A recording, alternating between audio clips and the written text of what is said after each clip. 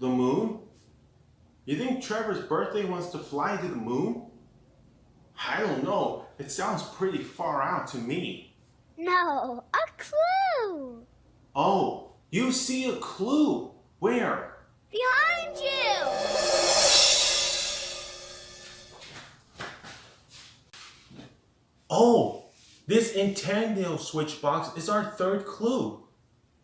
Looks like we better write it down in our handy dandy Notebook! notebook. Right. All right. A Nintendo Switch box.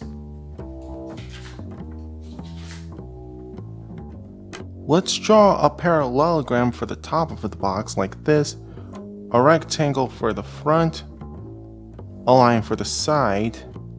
Then we draw this logo for the Nintendo Switch like this. Then we write the word Nintendo and the word Switch.